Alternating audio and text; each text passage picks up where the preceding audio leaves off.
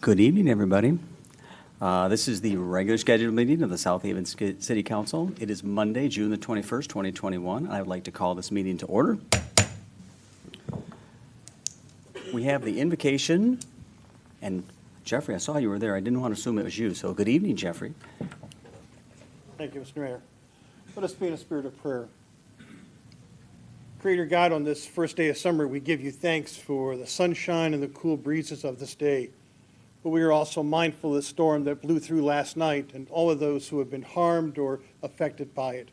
We lift them for your care. We also give you thanks for those who helped to restore power to our city and those who provided protection throughout the early hours of the morning and into this day. Continue to guide them, protect them, continue to keep them in your care.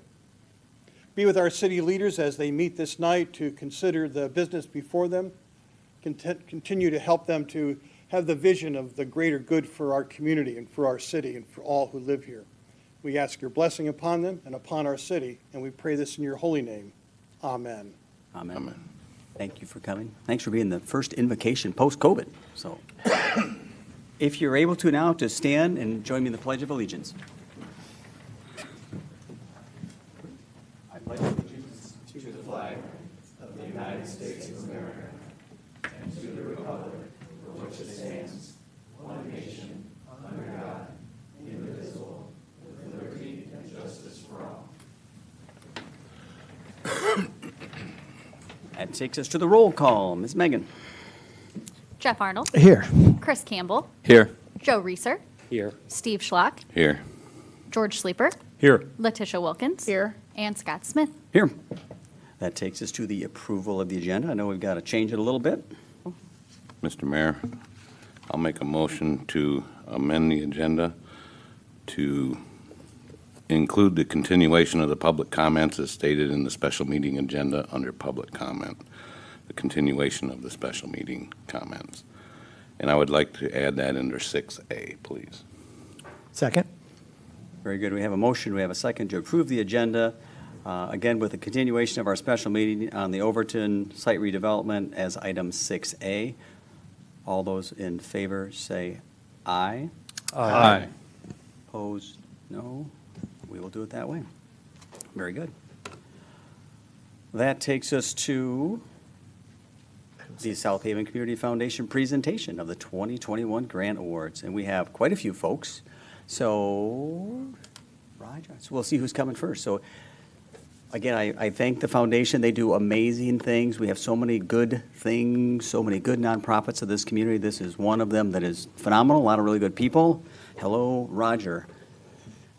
Hello, Mayor Smith. Thank you very much. City Council, City Manager Hosier. As you know, thank you for the time as well. As you know, we are a South Haven Area Community Foundation. It's a 501c3 organization that is missions create positive growth, positive change within our community. To accomplish this, we provide financial support to initiatives that support, cultivate, and encourage education, economic growth, and arts and culture in the community, enriching the lives of all of our area residents. Through contributions from supporters, general and specific endowments are created and managed to help sustain the many worthy nonprofit initiatives in this area. Prudent investment of those donor dollars and low investment fees allow these endowments to provide economic stability for area nonprofits to support the introduction, growth, and maturation of new, exciting, and much-needed programs. We're guided by a board of directors committed to South Haven. We're all local residents and volunteers who give off of our time and expertise. The board currently consists of 14 members. Foundation has a total of 16 endowment funds, 3 scholarship funds, 2 immediate need funds, 1 donor advised funds, and of course our emergency response fund, which was set up last year to help to support COVID-19 issues. Our assets under management are $4 million, and currently we distribute grants once a year to area nonprofits from our general endowment fund, and that's what this is all about. So while we've invited all, not everyone is able to attend, but annually we distribute grants to area nonprofits from this fund. This award cycle, we awarded $42,000 to 19 different nonprofit organizations, and our YAC endowment fund, awarded approximately $7,000 to their recipients. Since our establishment in 2005, we've distributed approximately $500,000 to support nonprofits in our area. This year's recipients are, and our service area covers about a 10 square mile or 10 mile radius from South Haven. So normally we don't give money to grant recipients out in the lake, but actually this year we did. There were 2 recipients. One was the Boating Foundation for scholarships for youth, and the second was the South Haven Steelheaders to help support the maintenance costs of the buoy that sits about a mile out in the lake.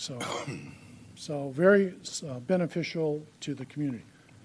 Beautify Pullman, South Haven Steelheaders, South Haven Center for the Arts, People Helping People in Pullman, South Haven Area Resource Council, the South Haven Jazz Festival under Foundry Hall, We Care Inc., the Boating Foundation, South Haven Theater Series, United Way of Southwest Michigan, Foundry Hall Riverfront Concert Series, Liberty Hyde Bailey Museum, Scott Club, South Haven Performance Series, Girls on the Run, YDC PAL, the Speaker Series, South Haven Project Curb, and the Girl Scouts. So for our recipients, I'd like to thank you all.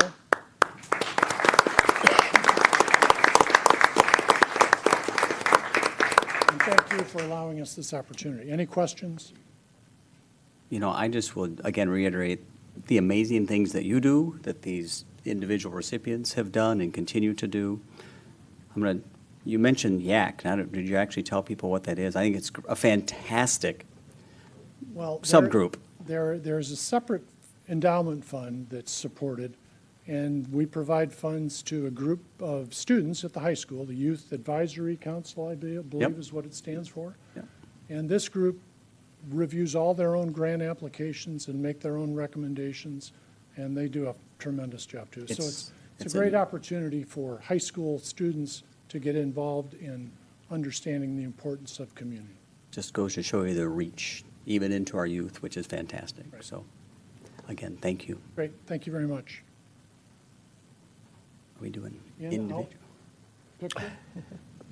Maybe it's better if we do it outside, since you're busy. We're going to take a large, because it's a large group, out on the steps. Absolutely. Would that be okay? That's absolutely perfect.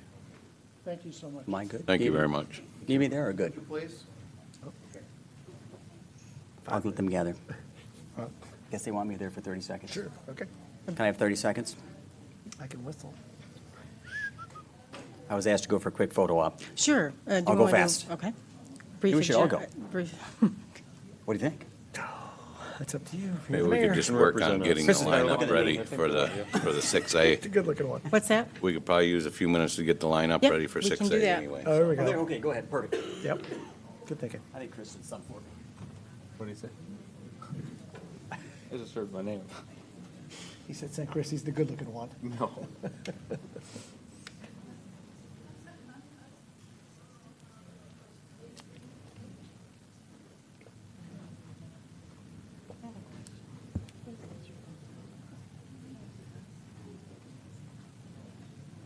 Whatever.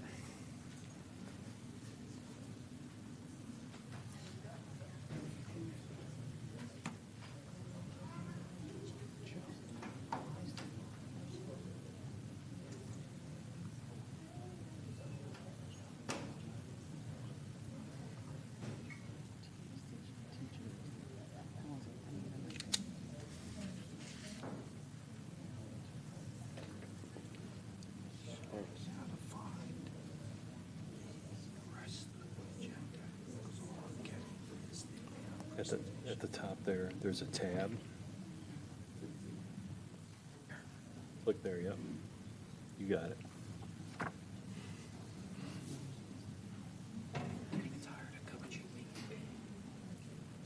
No worries.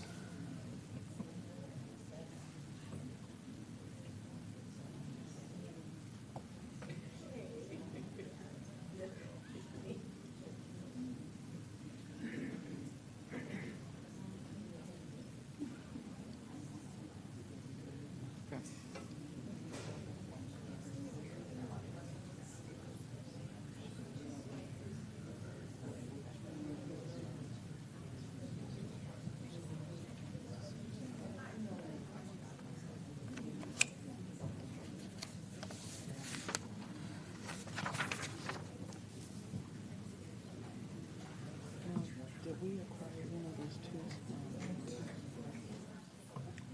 lots on Rainbow Center.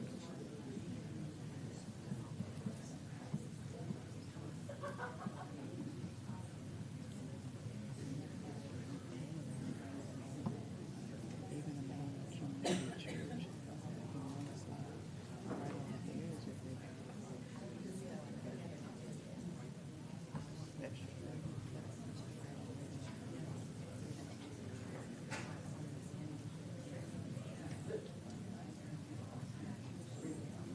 Why you saying that?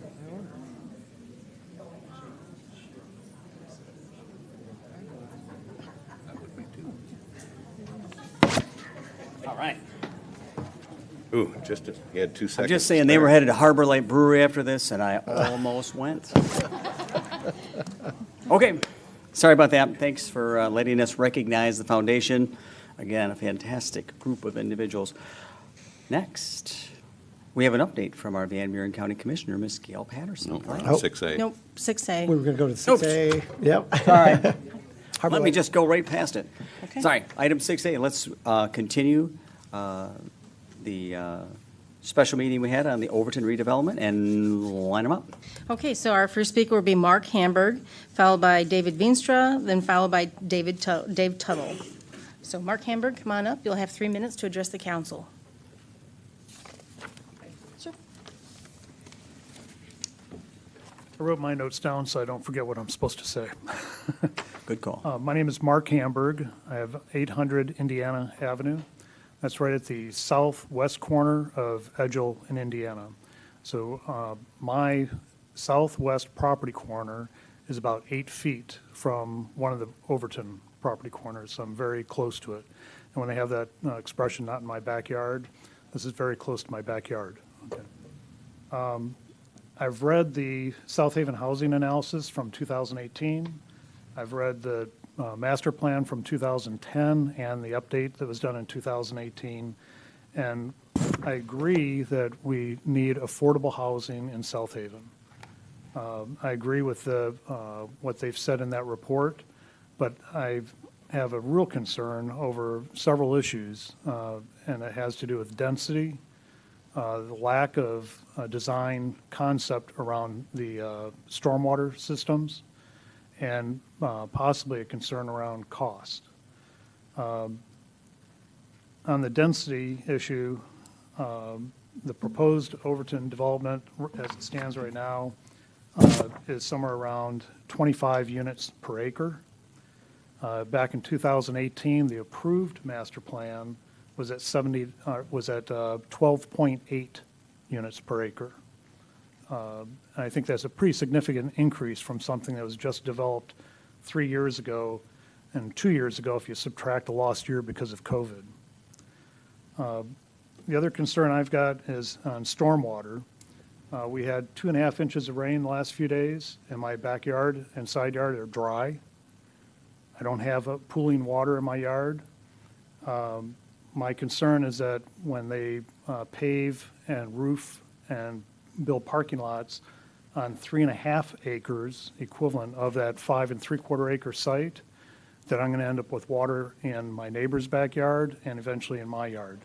If you look at the grades in that immediate area, I think you'll find that the low point is in this center of my side yard, where I've got a circle, a fire circle with Adirondack chairs. That's where the water will pool. That is a selfish concern, but it's definitely a concern of mine that I'm going to be dealing with more water coming off that site. Now, they indicate that they're going to be doing on-site stormwater management and that they have bioswales, but I don't think that that's going to be adequate. My background is about 30 years of project management in the engineering and construction industry, mostly large projects. I've done master plans through from feasibility through final design of large projects. At this stage of your project, That was time. at this I think that was time. at this stage of your Is that 1 project, minute? I missed your 1 minute mark, sorry. Yeah, sorry, that was, That was time, sorry. okay. If you have a copy of your notes, you can email them to us, and we'll get them read. We will All right. read them. Yep. Thank you. Yeah. Thank you. Yeah, sorry, Megan, I missed your 1 minute, just wait, sorry. Need a timer over here. Good evening, come on up. Okay. David Veenstra, 1220 Monroe Boulevard. I'd like to thank the council for moving forward, for considering requests that really came from us citizens for affordable housing. And I like what I see. I'm very impressed with the project. No one is going to be 100% happy with everything, but affordable housing is what this community needs. I've heard several remarks about density. We can always lower density. What happens when you lower density? The price goes up. If the goal is affordable housing, that's going to be in conflict with low density. Thank you. Thank you very much. And I will just, Kate? if we end up with some questions at the end, The clock's set for a different time, so we're running this one Okay. to accommodate everyone. And sorry to interrupt, Mr. Mayor. no, you're Oh, good. sorry about I was that. just Go saying, ahead. if we have some questions, maybe the Overton folks, since they're still here, would like to respond to, for instance, I thought that was a good question about storm runoff. Maybe they could just come up and comment at the end if you're keeping track of a few, just to have some summary comments on maybe questions you're getting asked tonight. That would be helpful. So maybe at the end, we'll have some summary comments. So let's keep going, sorry. All right, so we have Dave Tuttle, then Sharon Wright, then George Ebright, and I think it's Bruno Van Moolen or Mooten? Vermeulen? Okay, there you go. Sorry about that. Good evening, welcome. Good evening, thank you. My name's Dave Tuttle, I'm at 116 Clinton.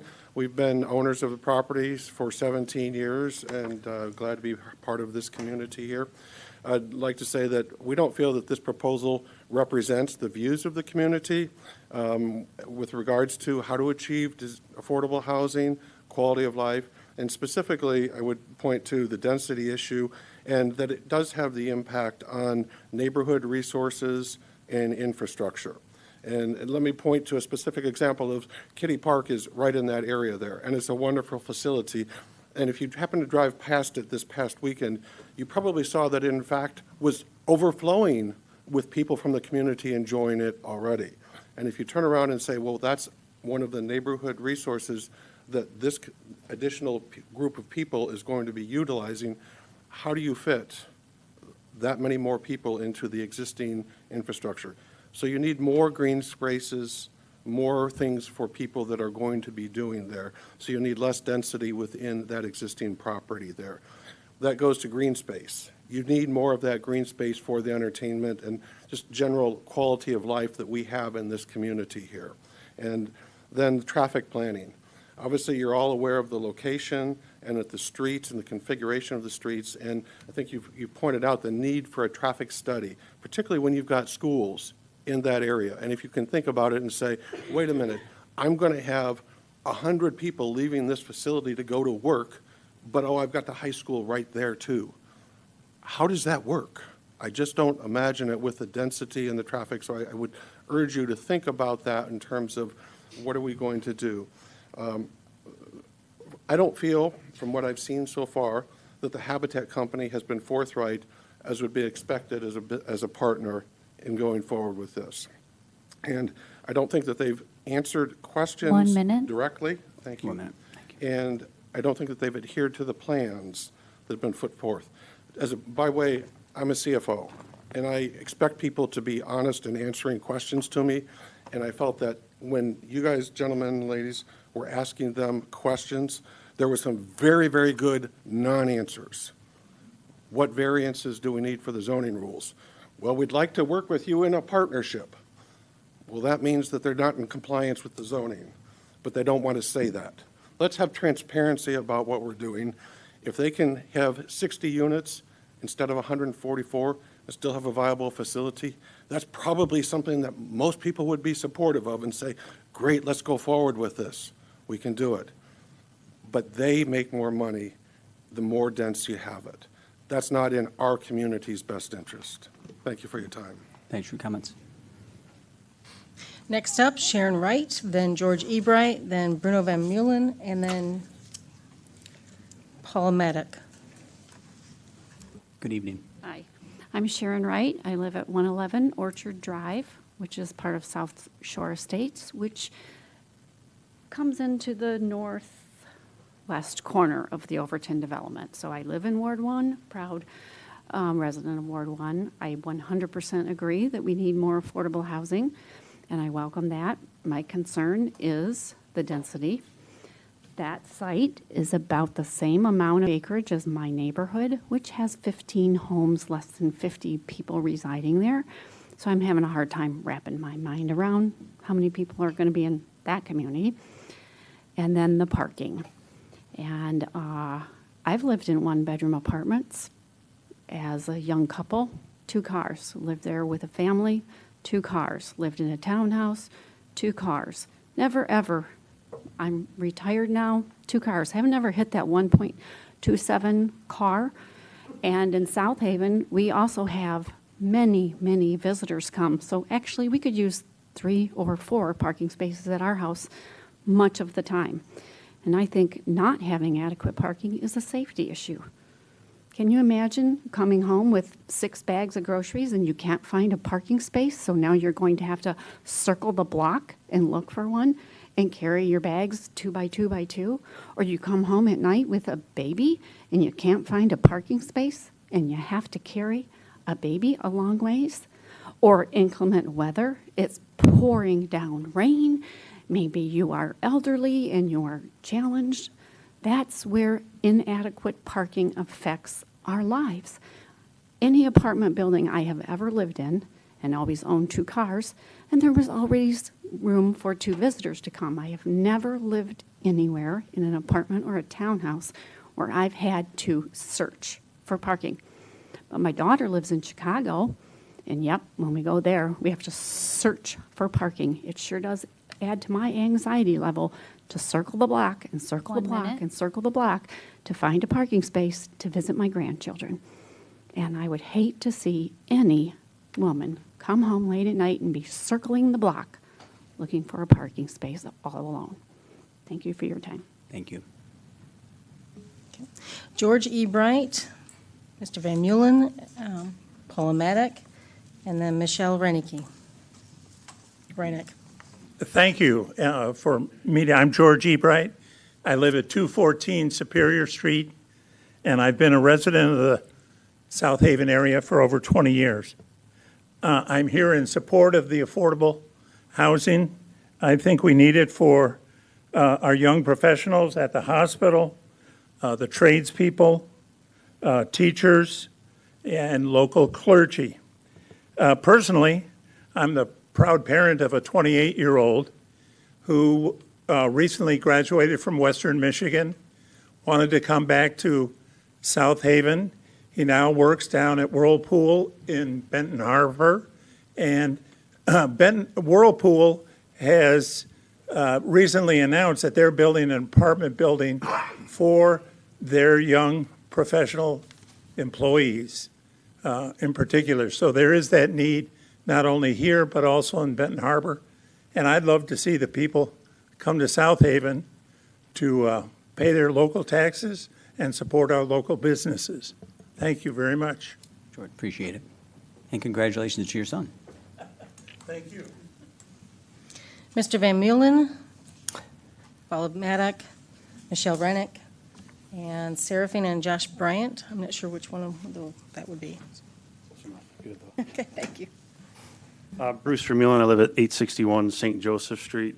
Thank you. I was, after the first meeting, that I wanted to hit on the communication on when all this was going. I got a letter from our neighborhood that, hey, this is happening, and I kept hearing it through the Zoom meeting we had. This was on the April 27th, April, I forget the date exactly, meeting, and it was just constantly saying community input, community input. And I asked all my neighbors, were any of you given any input on this? And the answer was no.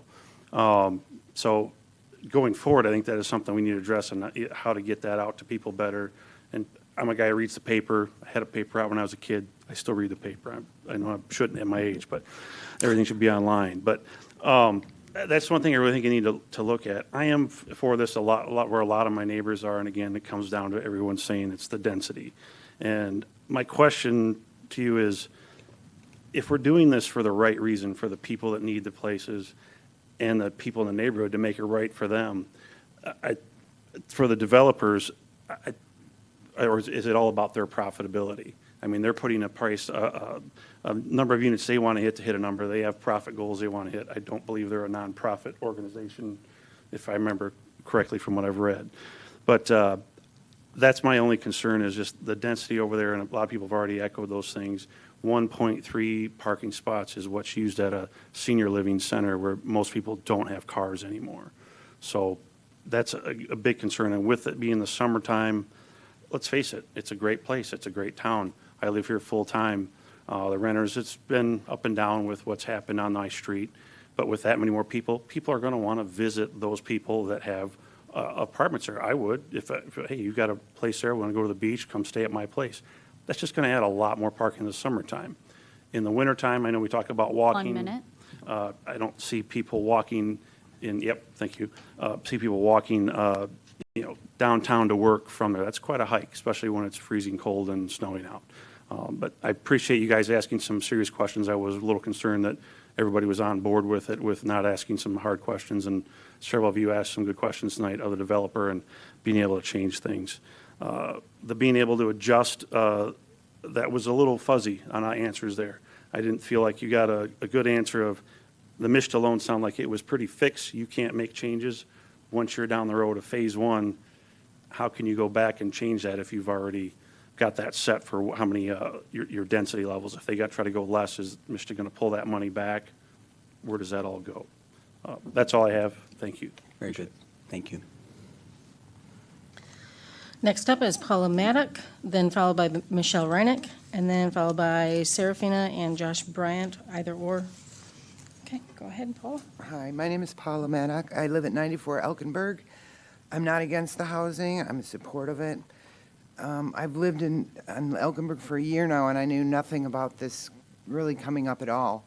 So I just got a note for a meeting and came to the 27th one, and everybody expressed for the large number of units and lack of parking. And so it's the density. I wish it would, if everybody would consider going smaller spaces or smaller housing. So, thank you. Thanks for your comments. Next up, Michelle Reinick, I have Serafina or Josh Bryant, I'm not sure if they're here, and then we'll have Ahmad Goodwin. I think everybody's said what I wanted to say, so I don't have a whole lot more to say except thank you to all of you for this project. We definitely need this in our community. I'm on a committee in my church, which is Epiphany, and we are looking for a new priest. And the problem that we're having is there is nothing affordable in this town for a priest to live in. And, while you can say you can move out, but we had a priest who lived in town and struggled the entire time with the cost of living here and the cost of housing. So it's not just the priests, it's the physicians, it's the teachers, and we have to have a place for them to live. When I looked at this plan, I wasn't exactly sure if that addressed that particular group. I think it was brought up in here, and I'd like to see more exploring of that, to have more available for professional people to come to our town. We live here full-time. We're not vacationers, and we want a culture that is rich and diverse, and I appreciate all that you're doing. The density, yes, worries me. And did I understand right that apartment building is going to sort of close the thing in on Elkenberg? Somebody mentioned moving the apartment part of it to the end of the lot, which would open it up more, open it up to the community. So that's all I have to say. Thank you for letting me speak. Oh, I live at 98 Erie. Thank you. Thanks. Next up is Serafina and Josh Bryant. Are they still here? And then we'll go with Mr. Goodwin. I don't see the Bryant, so we'll go with Mr. Goodwin. And then follow up, next on deck will be Jim Wright. Ahmad Goodwin, 1012 Kalamazoo Street. And I want to say that this project has been in the works and talks since 2017. I was at the very first one at the high school, and I always wondered why this is taking so long. In fact, I've stood before the council on a couple of different occasions, and I wonder why it's taking so long. And now with that being said, I like to say, since I heard the cry of all the people, I've heard the research and development teams and all like that, I would like to say this to the city council is that I don't think we've done our research and some of our homework enough. Once you hear people talk about the density problems, the parking issues, the number of the housing, I think that I'm all for it, but I still think we got to have a little more time. And that kind of breaks my heart because of all the people that work in the city of South Haven. They have to hold on a little bit longer to have a place to live and a place to come back home. The man stated that his son graduated from college and he wanted to come back from South Haven, and he can't. I have a lot of people that work at my job. They're moving to Holland and they're moving elsewhere because of this problem. And it just breaks my heart that where this has to be prolonged even longer because I don't think we've adequately done our homework and our research and development. So once again, South Haven, some of the constituents here, we've been let down a little bit, and it just breaks my heart, and I'm sad to say that. So with that being said, I'm all for it, but I hope we get it together because we're one community and we're trying to move forward. And I would just like to leave you with this. How would you feel if you want to keep living in a place and you can't? So thank you for your time, and God bless you. Next up will be Jim Wright, then Joe Wilkins. Okay.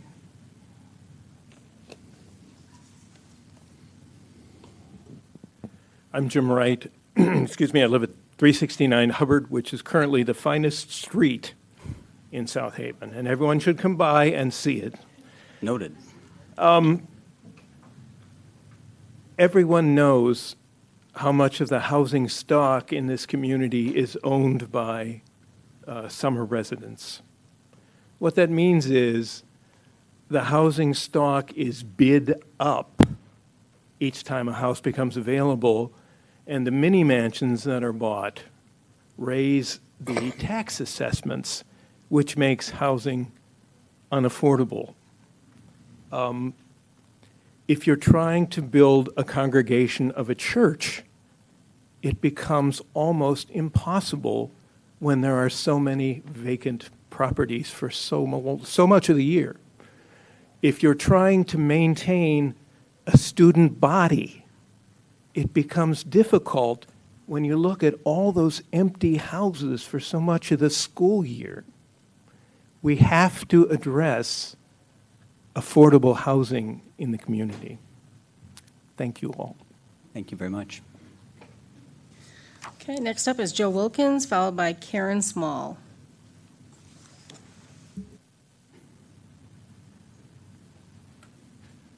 Joe Wilkins, 811 Indiana Street. I am in full support of this effort, this short movement to build homes for the needy. I want to first commend Kate and the council and, of course, Habitat for demonstrating a willingness to work with their community at large. I just got a couple of points. I hear about density, and I wrote a couple of things down. But I want to kind of speak from the heart because you've heard comments and concerns about density, traffic, parking, infrastructure, all those things, in which I respect everyone's concern. But what's being missed is so often we have identified the need for affordable housing through the master plan. We've identified the need. We've identified those individuals that are impacted the most. Those are the missing middle, the seniors. We haven't heard anything about the seniors. We've heard all these talking points about density. It troubles me that density is viewed in such a negative way on tonight when we see density throughout the city. Short-term rental being the number one. And as a Lakeshore municipality, we are leading all Lakeshore municipalities with short-term rental. That's density. It's viewed in a positive way. but on tonight, density is viewed so negative. And so that's troubling to me. But we've identified the people that are being impacted the most, and that's a great thing, that we've identified the need and those that are being impacted. But unfortunately, the ones that are being impacted the most, their voices are not being heard in settings like this. Those that are really suffering. That young lady that talked about, that we heard her testimony of living in Texas and not being able to have a desire to be able to come back home. And so we're missing those people's testimony or their voices on tonight. It's the haves and have-nots.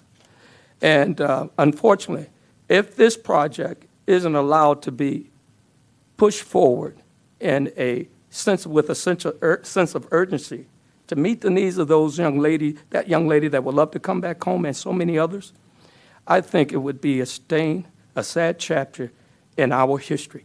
So that's my heart feeling, and I respect everybody's decision, but there are suffering people out there that need the council and the people in this community to understand that it's not all about me, myself, and I. Thank you, Joe. Next up is Karen Small, followed by Freddie J. Sanders Jr., or Sr. Hi, I'm Karen Small. I live at 9658 Allen Court. In the late 1980s, I got a job in South Haven as a healthcare professional.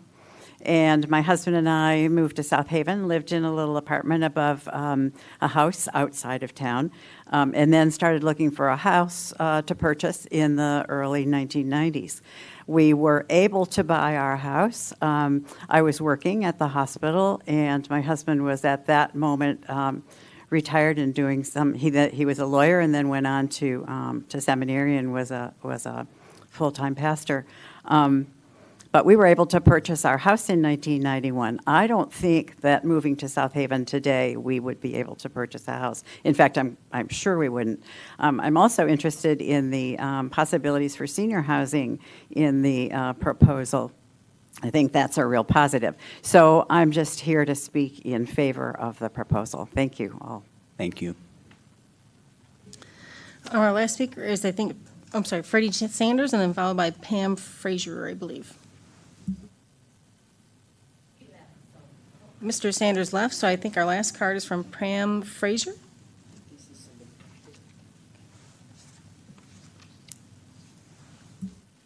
Hello, I'm Pam Frazier. I live at 723 Erica Way, South Haven, Michigan. I wasn't going to say anything, and I decided to fill out the little card because, Mr. Wilkins, I am one of those people that this project is talking about. I moved to South Haven back in 1989. I've been here for over 30 years. I'm a single, divorced mother of 3 children. I've been working in this community all those years, and due to my divorce, we were forced to move out of our home that we had purchased. And when we moved out, I needed somewhere to go with me and my 3 kids. And I filled out applications for housing. The low-income housing, they said I made too much money. The other places said I didn't make enough money. So now I'm stuck, me and my 3 kids. We don't have anywhere to live. So you know what I had to do? I had to move to Kalamazoo for a year and commute. I commuted from Kalamazoo, me and my 3 kids, because they wanted to go to school in South Haven because that's all they knew is South Haven School. So I commuted with me and my 3 kids every day, came to South Haven, because I work in the school system. And so we commuted every day in the snow, in the rain. I'm not that great of a driver, so this was epic for me, you know. And so I was bound and determined to get back. I love this town. And I wanted to live here, but I could not live here because I made too much for low income and not enough for the other places. So you guys are talking about me. This is my story. So while you talking about all this density, parking, what else I've heard? Rain puddles or something. And I'm not knocking nobody. I just get emotional because you haven't been where I mean, maybe you have. I'm not going to say that. but I've been there, and I know. And like I said, I work in the school system. People ask me all the time, do you know of any place I can rent in South Haven? Got Do you have no, 1 minute. because schools teachers ask me that all the time. I got you. I'm almost done. And I tell them, there's nowhere in South Haven you can live because you don't make enough money. I know how much you make because I do payroll. You don't make enough money to live in South Haven. And you make too much money for low income. So I am in agreement with this project. We need this project because we need affordable housing for all, not just for the people, for all. Thank you. Thank you. I'm glad you decided to come up and speak. Good job. Our last card is from Linda Schubel.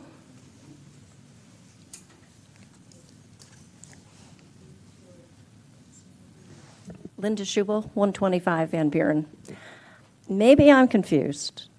My understanding is that plot is contaminated soil. I've heard no one address how, when, what's the what are we doing? When do we plan to clean that up? I would think that has to be cleaned up before we break any ground, before we do anything.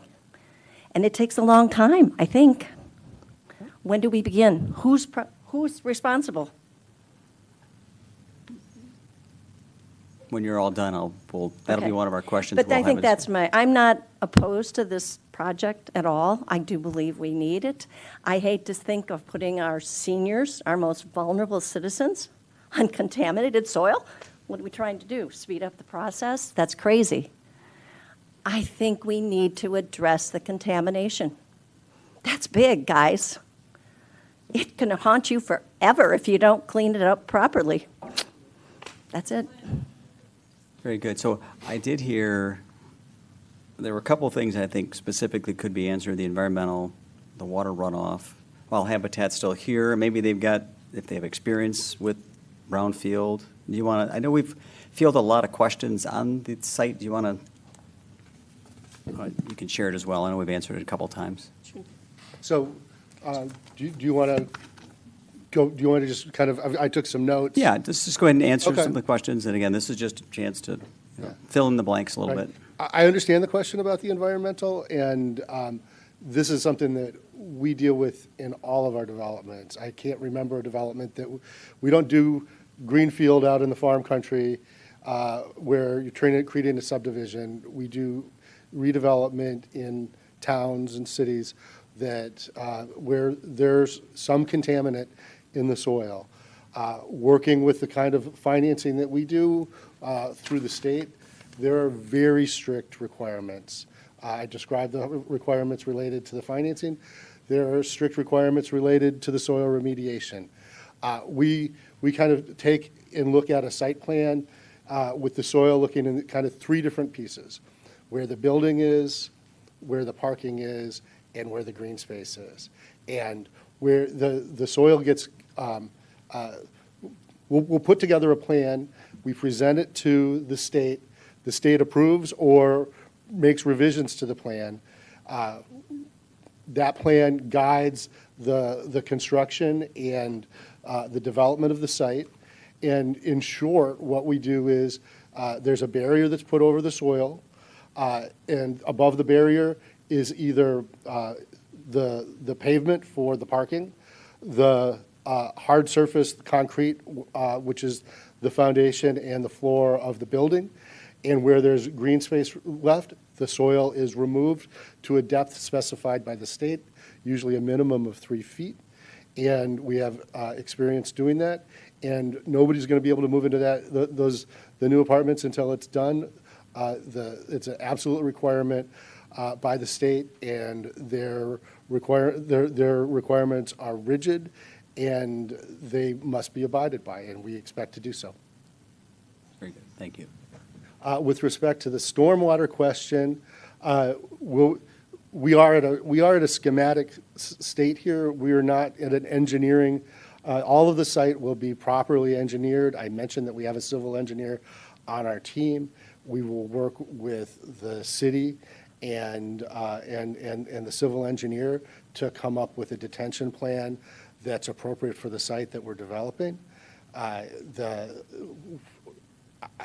That's all I can say is we will work, we will come up with a plan that's approved by the city. The city has standards for this, and we expect you will enforce them, and we will expect to abide by them. Traffic study, I'll reaffirm that we are absolutely fine doing a traffic study. We expect it. It's not an issue. And the density has come up a number of times, and it's a balancing. I mean, there's a great need. You've heard from folks in the room. There's a great need for affordable housing. Should it be, we could put more people on the site, we could put less people on the site. We've tried to kind of find a medium that preserves green space, that provides housing that the city tells us is needed, and I think that we agree that it's needed. We would like to build to house the folks that are looking for affordable housing. We think we know how to do it, and welcome the opportunity to continue these conversations going forward. If there's any other questions, I'm happy to answer them. I think that hit the highlights of the questions I heard a lot of, so thank you very much. Thank you again, Mayor. We have a motion and a second. Maybe we could read back that motion. I've got one question. Well, go ahead. Fire. It was stated by Mr. Tuttle in the group earlier that Habitat had stated that they could do it with 60 units. Where it was 60 units was doable. And he said that you haven't addressed that other than your profit needs. Would you like to address that question from him? I think the question that was referred to was a question that came up in the April Zoom meeting, and the question was, would Habitat make money on a 60-unit development? And I said that sure, we would make money on a 60-unit development. I don't think that's what we've been asked to do, but as a question, would we make money on a 60-unit development? And the answer is sure.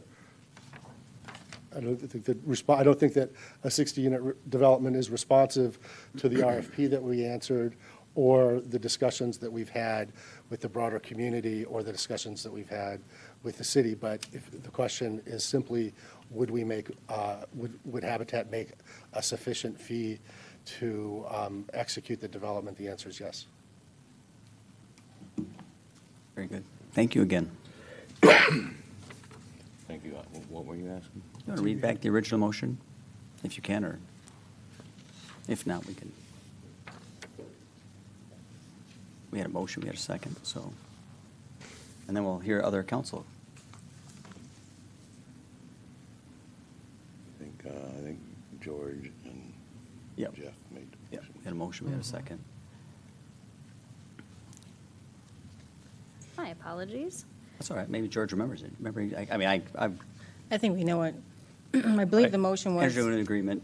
Yeah, that the motion was to provide direction to the city manager, city attorney, and consultant, or staff to begin purchase agreement negotiations for final ratification by city council. That's correct. And I second. Yep. We And have a that was motion, we have a seconded by second. Jeff. I guess, any other council discussion before we go on? I mean, we've heard some public comments.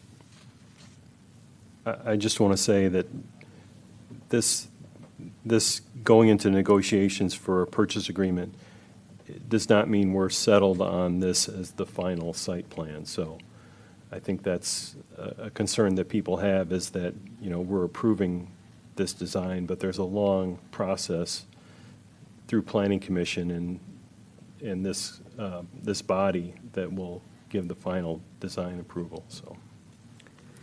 I would add to, a lot of people were asking questions and we weren't answering your questions. We don't normally answer questions because we don't want to take away from your time to ask your questions. And while Jeff, he's a great first name, so I remember Jeff came in and briefly addressed some of your questions, we will continue to answer your questions as you send them in to us. So we're not done answering questions either. Yeah, it's still early. There will be more meetings, there will be more discussion. Those designs you saw were just that, they were concepts. As he mentioned, the rain gardens, the outdoor spaces, they're concepts, they'll be finalized. We've talked to countless employers, employees, we hear it over and over again. Our staff can't afford to live in town. We need options. Oh, please be quiet. So if we're going to make a dent in this, we've got to start somewhere. So, and again, as was shared here most recently, I mean, if you can't afford to start here, you're probably not going to stay here. I work in a department of 20-plus professionals, and I'm the only person that lives in town. And that story is shared throughout businesses here in town. So we've got to make a stand. We've got to start moving forward with some housing. So I will be voting in favor when it comes to that time. We have a motion, we have a second. Why you don't we want a roll roll call? call? Arnold, Yes. Campbell, Yes. Reeser, Yes. Schlack, Yes. Sleeper, Yes. Wilkins, Yes. Smith. Yes. And it passes. Thank you all. Work to be done. Again, thank you to the Habitat Group. You are more than welcome to sneak out if you would like. You've been here a couple hours, so thank you. Maybe we'll give a minute for the Do you want to take a small adjournment while everyone gets out, or? take 30 seconds, just stay where we are and keep going. I'm okay. Yep. If I'm We got to take a back break here. in 30, we'll go.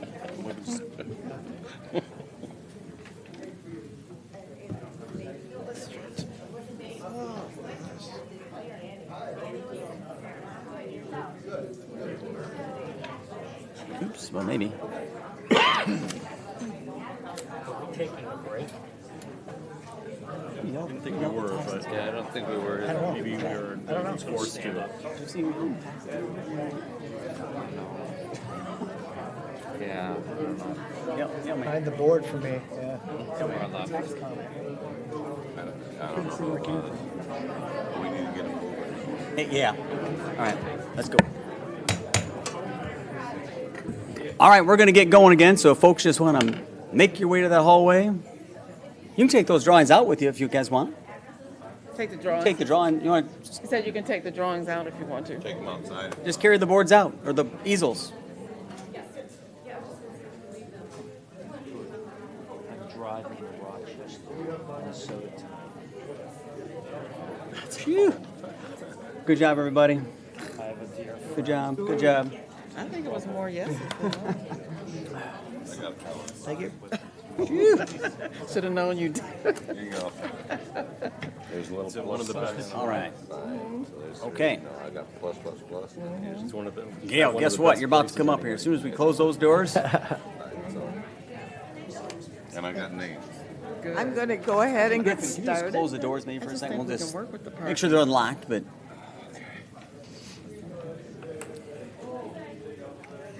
Yes, well, thank good you. evening, Gail. Good evening, Mayor Just Scott. wait till the doors close and then Oh, we'll okay. get you going. So,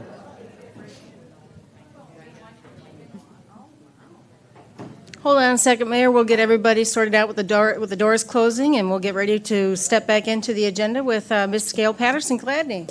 perfect. All right. So now we have an update from our Van Buren County Commissioner, Miss Gail Patterson-Gladney. Good evening, Gail. Good evening. I'm glad to be here. I am going to cut this report short, and I will email Kate if, and she could send on the information, some of the information. If you don't already have it, you may have that already. The main thing that I'm going to talk about is the American Rescue Plan. And some of you might have already received information on that already. Michigan is expected to receive $250 million in ARPA funds, that's American Rescue Plan Act, funds for a critical infrastructure projects program, and is to be used for projects that would directly enable work, education, and health monitoring in response to COVID-19. Such as water, sewer, and broadband.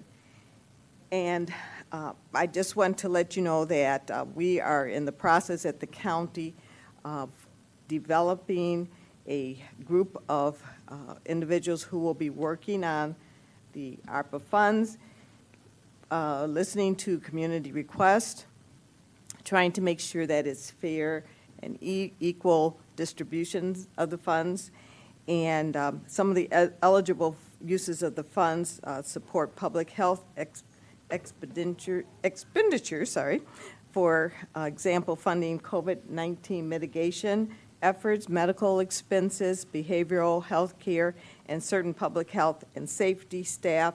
And then there's a whole list, which I, as I said, will send to Kate so that you know what are some of the eligible. And then there's also some ineligible requests, some things that the government said that is not covered. The county has received half of the over $14 million, so we have the $7 million now, and that was given to us, well, sent to us on May 19th, 2021, and that is through Fund 281. The remaining half is expected May 2022, and I'm sure that we'll be giving you more information about this. One of the main things is that we're still in the process of understanding what the federal government will okay, even though they have given us a list.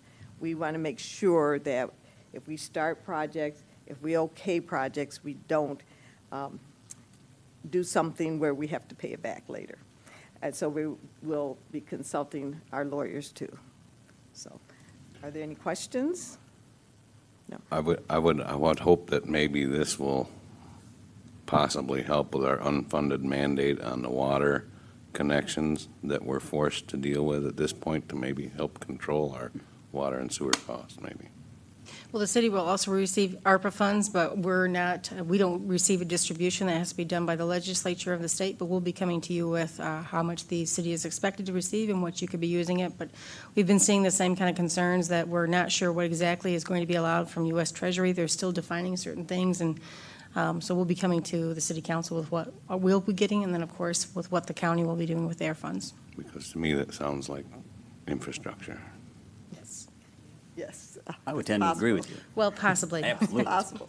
Possible. Yes. Hopefully Okay, so. and Thank your you. funds that you receive, we don't have any say over what you do with the money comes directly to the cities or the townships. And it's a little bit less than what they're getting by quite a bit, maybe by a few zeros. Right? Okay.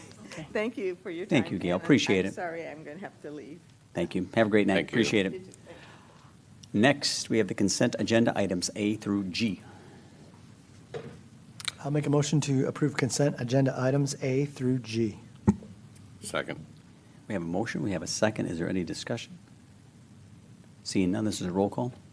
Campbell, Yes. Reeser, Yes. Schlack, Yes. Sleeper, Yes. Wilkins, Yes. Arnold, Yes. Smith.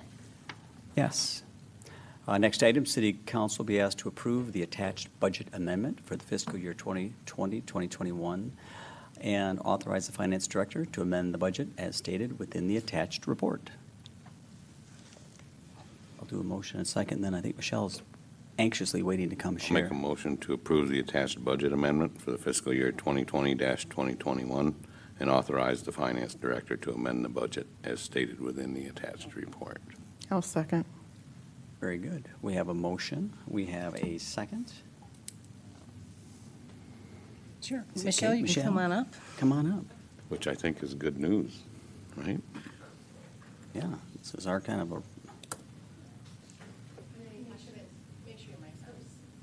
Are there any questions on the budget amendments? you want to just explain it for those who have, from our viewing audience and those out in the audience, just a quick Sure, synopsis? Yep, sure. We are required to amend our budgets each year, and we do that usually right at the end of June so that we can correct for any changes. Some expenses may go up, some may go down from what we expected last year through the year, so we just have to make sure that we amend that. So we're seeing a decrease of revenues of 1.6 million, but we also tightened our belts quite a bit and budgeted expenditures to decrease them by 3.9. We're seeing general fund revenues increase of $911,000 and a decrease of expenditures of $419,000. The general fund revenues increased partly to the state grants for the splash pad, federal money, grant money that we got from the CARES Act that we distributed to the police and I believe Shays. Additionally, we saw an increase in the LSCA, which stands for Local Community Stabilization Authority Act. So that's where, when the legislature phased out personal property, this is personal property tax reimbursement that we get from the state. Typically, those have been trending down, but we did see a bump this year. So, also, we did not use our $500 emergency money for high water. We kind of kept things cost efficient with the use of the HESCO barriers and other things. So that's why you're seeing the general fund balance to be $3.2 million and just over 37% of the projected general fund expenditures. Great. Thank you for the good work. I say, which is good news, which is very good. So, especially during a very tough year. So well done to all staff. We have a motion, we have a second. We have any public questions or comments on that item? Seeing none. Council questions or comments? None. All right. We have a motion and a second. All those in favor say aye. Aye. Opposed, no. It is approved. Thank you again.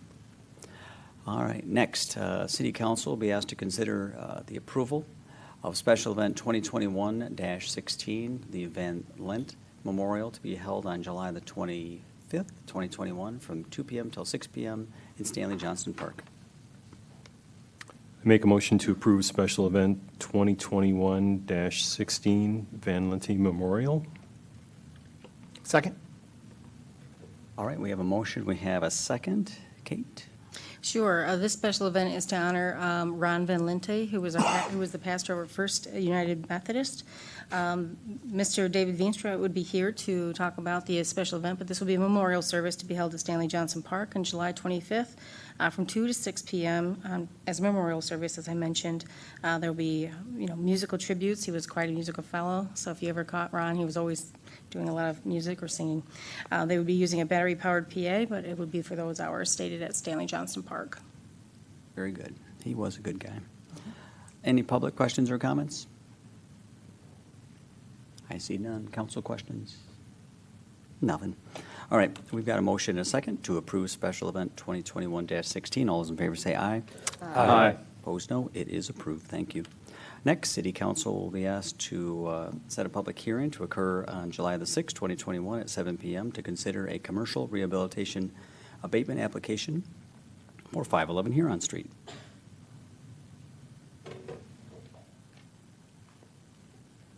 I'll make a motion to set a public hearing to occur on July 6th, 2021 at 7 p.m. for the consideration of a commercial rehab abatement application for 511 Huron Street.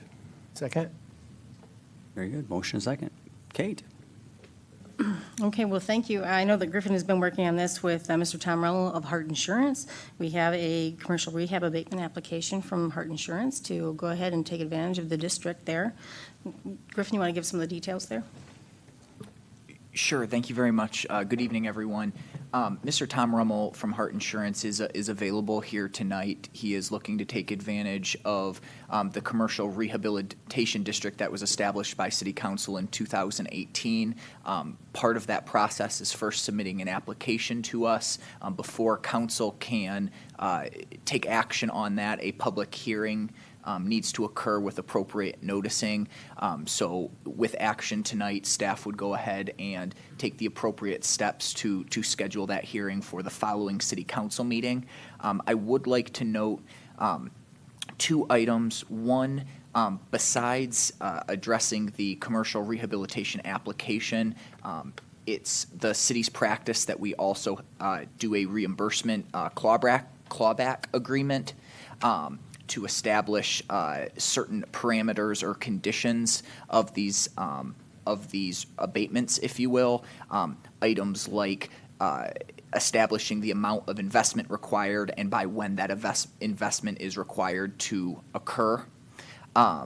And Mr. Rummel is here if you all have specific questions about some of the items he would like to do, he's looking to invest in his property.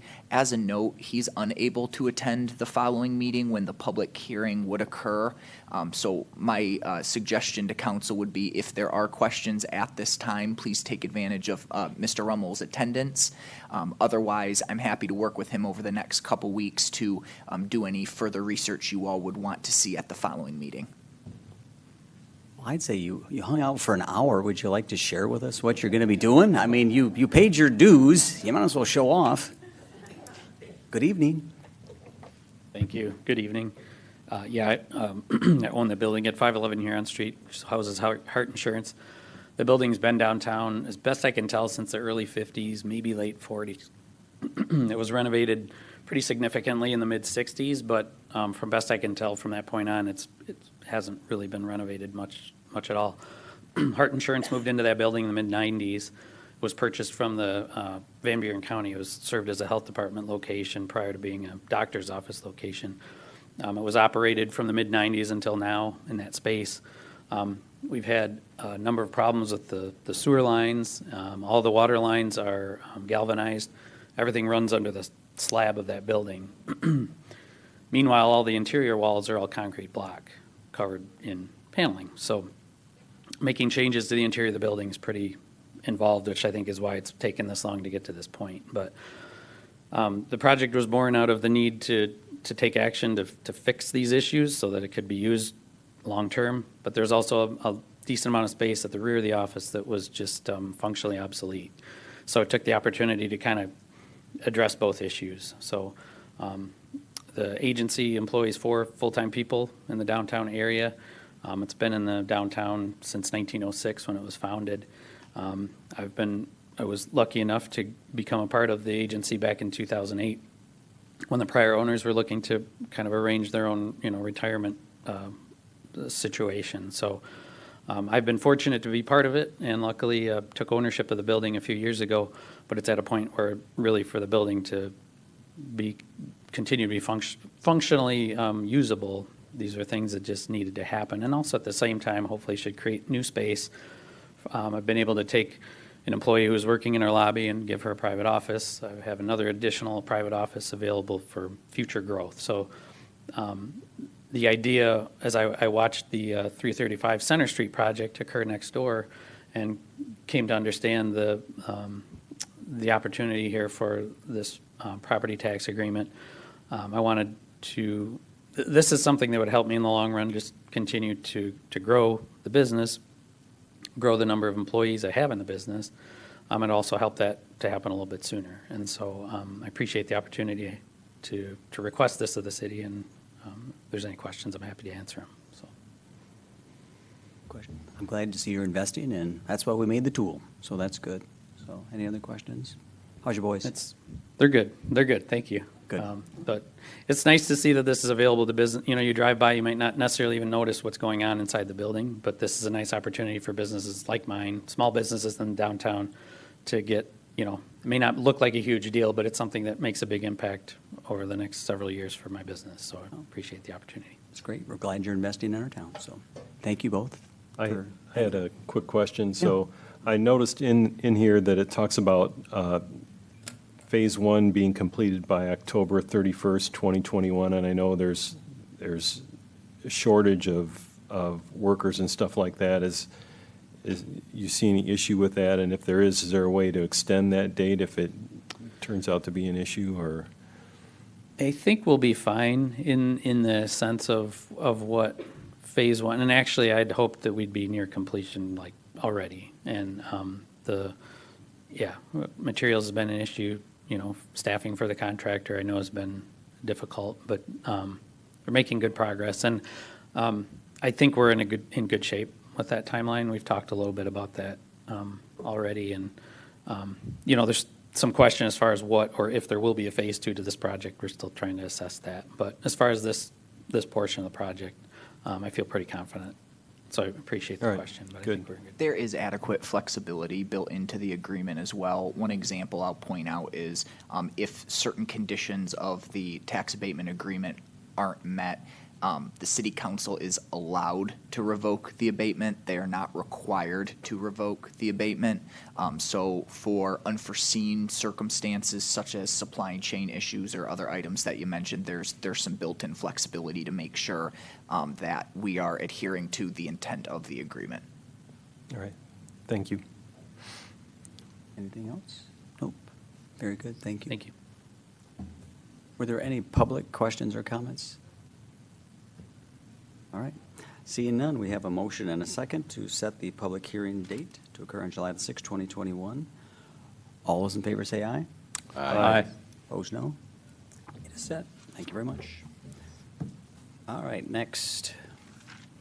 City Council will be asked to consider the following actions regarding an ordinance to amend Chapter 70 of the South Haven City Code of Ordinances to update regulations regarding solid waste disposal and collection. First, we need to hold a public hearing. Make a motion to open the public hearing. Second. Motion second to open a public hearing. All those in favor say aye. Aye. Opposed, no. It's open. We're back. That's right, sir. So we're back here with this second reading of this amendment to the solid waste collection and disposal ordinance. As Griffin noted in the staff report here, we had not updated this particular portion of the ordinance since 1965. So there's some inconsistencies here that we were hoping to kind of clean up. Obviously, also make it very concise. Griffin, you want to very briefly summarize what those changes are? Absolutely. The major changes, most of the operational aspects of garbage and recycling service would be taken out of the ordinance and instead established in the single hauler contract that the city has in place and is currently out to bid for to provide that service, and instead would require by ordinance that that agreement be complied with. Very good. Well, this is a public comment time of the meeting, so does anybody have any questions or comments about Chapter 70? It's a pretty exciting topic, everybody. You all use it. All right. How about a motion to close the public hearing? I'll make a motion to close the public hearing. Second. Motion second to close the public hearing. All those in favor say aye. Aye. Opposed, no. It's closed. Next, council will be asked to consider the approval of the proposed ordinance to amend Chapter 70 of the South Haven City Code of Ordinances, updating regulations regarding solid waste disposal and collection. I'll make a motion to review the recommendations of the Beach Safety Committee and consider taking actions on the recommendation. Nope, wrong one. Oh, Toby. sorry. I make a motion that proposed ordinance to amend the Chapter 70 of the South Haven City Code of Ordinances, updating the regulations regarding the solid waste disposal and collection. Second. Very good. We have a motion. We have a second to amend Chapter 70. Is there any other discussion or questions? Seeing none, all those in favor say aye. Aye. Opposed, no. It is done. Thank you. Next, City Council will be asked to review the recommendations of the Beach Safety Committee and consider taking action on the recommendations at the July 19th regular meeting of the City Council. So let's review. Okay, so in your packet, we've summarized the Beach Safety Committee recommendations that have been put forward over the 5 or 6 months of work that the Beach Safety Committee did, as well as their recommendations from their May 20th meeting that were ratified at their June 10th meeting, which came in the form of minutes. So there were some topics that were recommended by the committee that I can walk through real briefly, which are a pier barrier. This recommendation recommends a barrier be installed with signs attached so that people entering the pier acknowledge that they are entering at their own risk. It would also suggest that implement fines for crossing the barrier or increase enforcement at the pier. Regulations and enforcements were discussed and recommended by the committee. Committee recommended adopting an ordinance authorizing a designated official to close the beach water in specific situation, as well as implement fines for entering the closed beach and increase enforcement at the beach. Another recommendation was for beach signage. There was many recommendations here to create double-sided signs, add temporary signs such as sandwich boards, utilize the red flag with the swimmer crossed out, move the signs closer to the water, as well as putting signs by the parking kiosks. Ensure that sign messaging is strong, clear, and concise. Adding a light or a sound capabilities to catch people's attention, and remove the use of the double red flag.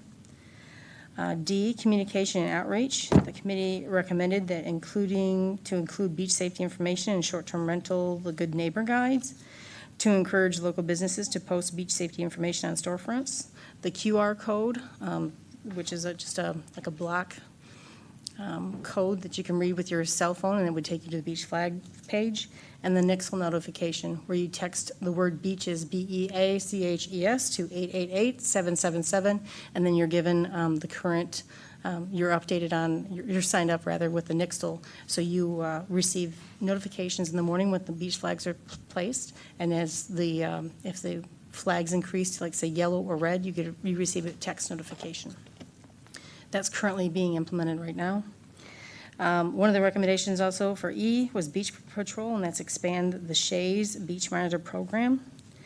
F, the flag system, was recommended to evaluate flag status more often, implemented sound component to highlight the changing beach flags, and to remove the use of the double red flag. Topics that were discussed but not recommended by the committee were lifeguards, to create a lifeguard program, and H, buoys. The committee did not recommend implementing a double line of buoys to separate the swimming area and the no boating zone. There was quite a bit of work that was done by the Beach Safety Committee. I heartily recommend and commend all of them for all the work that they've done. This is 6 months of work evaluating all these things. Many members put their own ideas into paper, did their own investigative research, and kind of brought that to the group. So this is a lot of information that's being presented to the council. So I wanted to give council the option of, if this is a lot of information, if they wanted to take time to review these recommendations, come back at a later meeting, or whatever the council would like. I think we're just kind of setting the table to see what council would like to see next. Sounds good. I guess I can just start. I mean, I would just, again, say great work by the committee. I think a lot of these ideas we've kind of thrown around before, and I'll defer to the group to hear what they have to say, and I'll chime in last. I'll say something. Go ahead. I have a question of staff, and I'm wondering if we took these recommendations, if staff could just take some time, or if they have time, maybe you're short-staffed, but if we get, like, when you say more beach patrol, what does that mean? What are the costs, and how would that be implemented? Is it in the budget? Is it feasible to have more patrol? Kind of like what staff would see as an implementation plan for that recommendation. Wondering, for example, light and sound to go with the flag. I know I read a lot of the minutes, and there was a lot of input from, so I'm just going from the recommendations they sent forward and how they voted on them and numbered them and all that. But I'm wondering what the light and sound would mean as far as the implementation of that and the cost. And then maybe bring that back to us to Sure, we can do that. We can have staff to put together some costs, as well as maybe flesh out, because I know that we've talked about a number of different technologies, as well as some stuff that's being tried on the lakeshore. I think there's a siren that's being used. Yeah. So, I mean, we can get together some costs and bring that back to the city council and put some numbers and implementation. Yeah, I'm just looking for like an implementation plan. Okay. And for us to, I mean, I could say I like all of the recommendations, but I really don't know how to implement them, or if it would overwork staff or the employees that we have. Stuff idea was for us to just give advise. So as an advisory role, at that point, we figured that if these things decide to move on, then the council would look at that and then address it with staff as well. As far as the light goes, I can kind of give a rough idea, but the idea was more like a flashing, in my mind at least, was Kmart. Everyone sees the blue light special, right? So something just to get people's attention to look at the flags, you know. And I think Cam was in the meeting as well, and we spent a long time doing it, so. And thank you. That makes sense. My question would just be, I know as relates to the pier, has our legal staff looked at this? Does this open us up to stuff we hadn't thought about? Did the beach committee do that? Did they not do that? We would- For example, the pier, it's not ours. And so if we start putting the gates on it, then we're assuming the risk. So have we looked through that? We haven't done too much of a deep dive on that, but what we can do is we can reach out to the Corps and we can flesh that out. What I would say is particularly for the pier, to expand for a pier barrier, that would have to come to council anyway. That's an agreement that we would have to have council ratify with the Corps of Engineers. So that would be coming down the road. If that's a recommendation, we work on the implementation plan. And that's just an example, has legal looked at all of it? Just kind of give it a once-over. I think we could marry that with the implementation plan and have a full vetting on those changes. Comments on this side? Just, there's certain things here that I think are, I don't know, in my opinion, would just be within your purview as a city manager to go and implement, like the notifications, the Nixie notifications. I think that's worked out good. I used that this morning for the power outage. And so I definitely think there's some here that we would, like you said, we would need to be involved with, but there's other things I think that, I don't want to micromanage your ability to do your job, so. But I do also agree, there's a lot of good work done by the Beach Safety Committee. I attended one of the meetings and a lot of good discussion. Very, very good. Anything, Joe? No, I think a lot of work has gone into this, and I think staff can take it from here. The only thing I would suggest, I came from an area where we had beach towns, New Jersey, and there's towns there with lifeguards, towns without, and I think it might be to our benefit to pick up a phone and call a couple of the towns there and find out what they're doing that works well and what isn't. For example, we go to Cape May about every other year. And unfortunately, you have to pay to go on the beach, and they have lifeguards, and that pays for lifeguards. But when you get a tag to go on that beach for that day or that week, every day you get a tag, and every day it tells you the conditions of the water. So you get a warning before you walk on that beach. And I don't know if that's applicable to us, but I just think there's ideas we could pick up from some of these other beach towns that maybe we could learn something. I'd agree. And I will say that, we've met with Grand Haven, St. Joe, Berrien County, and starting to discussing the concept of standardization and, what are we doing up and down the lake shore to make sure there's consistency? Because there's one thing we learned, we have more signage than anybody around. I mean, we have signs galore. And some of the other places, there's very few, if any. So, not all places have flags. I mean, there's discrepancy even just, beach to beach. So I think as we've talked to the city managers and elected officials from those cities, there's an interest to maybe meet annually to, discuss best practice. So I know I've spoke with Beth Griffin as well to maybe get the state involved. So I think there's opportunity. I think the recommendations are great. I have the same idea just to make sure we understand cost and then really just the legal issues. We've talked about the barrier on the pier before, and quite frankly, when it's rough, I would love to see it,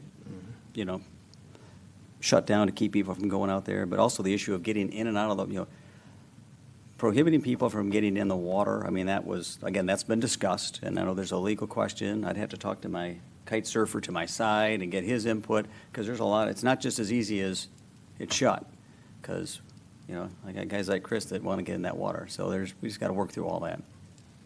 So cost, legal input, and I like the recommendations. So how about, if there's no other council, let's ask public comments at this time? Let's get some public comments, and then we'll see what people want to do.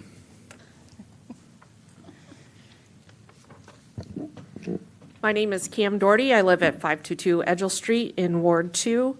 I'm a lifelong resident of South Haven and an avid beach and pier safety advocate. Additionally, until the committee's close in June, I was an active participant on the South Haven Beach Safety Committee.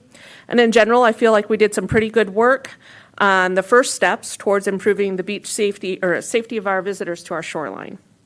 That said, because this is such an important issue and one that is certainly far from resolved from my perspective, I feel it is important to add some color to the recommendations that are before you today and share my position on those recommendations. As Kate mentioned, during our once-per-month meetings, the Beach Safety Committee discussed beach signage, pier barriers, buoys, the flag system, lifeguards, beach patrol, regulations and enforcement, and communication and outreach. Each of these items are important aspects of the broader beach and pier safety discussion, but where I believe we had some issues as a committee is in how we discussed each item and then in connecting those tools together. By design of the agenda, we discussed each possible recommendation in a vacuum. This means we never connected how the addition or elimination of one item might impact the efficacy of another. Because of this, I feel that even if you decide to accept all of the recommendations put forth, we will still be miles away from having any type of meaningful impact on beach and pier safety in South Haven. What needs to be considered when looking at any one recommendation on the list is who will be wielding each tool, and is that group the best equipped to do so? In all honesty, had we as a committee voted first on whether or not to bring back a lifeguard program, and seeing that fail, I may have voted differently on some of the other items. I'm all for improved signage, better defined and enforced ordinances related to swim areas and conditions, and for the use of a flag system. The problem is none of those items are as effective as they can or should be without a constant presence on the beach that is trained in recognizing unsafe swimming conditions, swimmers in distress, and then is ready to respond immediately in that now less likely event that there is an emergency. Along with considering our recommendations, I encourage each of you to do your own research on best practices, not just current standards, but best practices, and know that I would be sincerely happy to chat with any of you on what I have seen as the gold standard through my research, the impact of lifeguards, including a return on investment, and our city's own beach safety history. For additional consideration, a lifeguard program could bring a multitude of other benefits to our city, including acting as a talent pipeline for our first responder organizations, and would cost roughly $170,000 a year. It's a very small price to pay to save even one life. And if you talk to any of the victims' families, as I do on a regular basis, I think you'd agree. Thank you. Thanks, Kim. Appreciate it. And thanks for being on the committee. Next, clerk, come on up. Stage is yours. You want to reset my clock?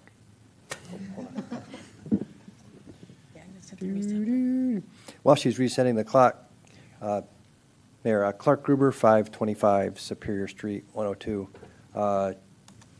Tonight you had mentioned this is the first time where 2020 today and June the 21st that Jeffrey Dick opened the first invocation post COVID in 2008 on this date. He married me, so I'm kind of just a fun little fact. I thought the committee did a really nice job of putting together a lot of recommendations and put a lot of good time in this. As a reminder, I wasn't sure exactly what the barrier meant, and as you had mentioned, these are some guidelines to work with. Definitely need to put together a fine plan. I would like to see signage there at the pier to help people understand to stay off the pier, when the waves are coming up. But you can still see individuals someday being named Darwin walk their way out there. But at one point in time, we had a gate, and we were responsible for closing the gate. When coning went off the pier, and we were later sued, that case went all the way to the Michigan Supreme Court. So it's really hard to do the ingress and egress and be responsible for opening it and then decide, well, what's the right responsibility? Did you open it? Did you close it at the right time? And being sued. So I definitely think we need to do something, but I want to make sure that we remember the history of actually having a gate there on the federal pier. And maybe doing something a little different. But I'd hate to see a gate being put back there and opening it up again to that liability. But good luck. Godspeed. Thank you. Thank you, and happy anniversary. Thank you. Come on up. Mary Hasley, 726 North Shore Drive. I listened to several of the beach committee meetings, and I thought they had some very good discussions. One thing that I found most impressive that had the biggest impact on me was one of the families who spoke and who lost a family member. They were so focused on getting to the lake that I don't know how much signage would work.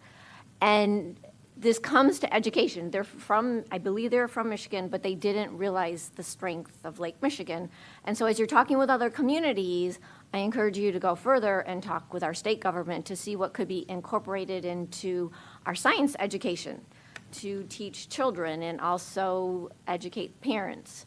I haven't come to an opinion on, believe it or not, on having a lifeguard there, but I think education is the most important. And I do believe there's new signage at the pier. I thought that I noticed it, or maybe it's a new structure that's supporting the sign, but when we were out walking on the pier, it did catch our attention. And it's just education, and also and where the education is. So I know, like with the QR for the beach safety, that Chief Hintz had talked about, I had recommended putting it by where you pay for parking. That might be another location. Don't just have the parking, but have some educational material there for people to see right there when they're just paying. So, thank you. Good idea. Thank you. Appreciate it. Anybody else? I got nothing. So, Kate, you've been given some suggestions. Did you feel good going at this point in time? Do you have enough for that July meeting? I do. So it sounds like we'll be working on an implementation plan to kind of work on what these would either cost and what the process would be to implement. And we'll bring that back in the July 19th meeting if that's what council would like. I'm good with that. Everyone's got their concerns addressed, so, okay, let's do that. Which takes us to, we'll be receiving an update from our police chief, Miss Natalie Thompson. Good evening, Chief.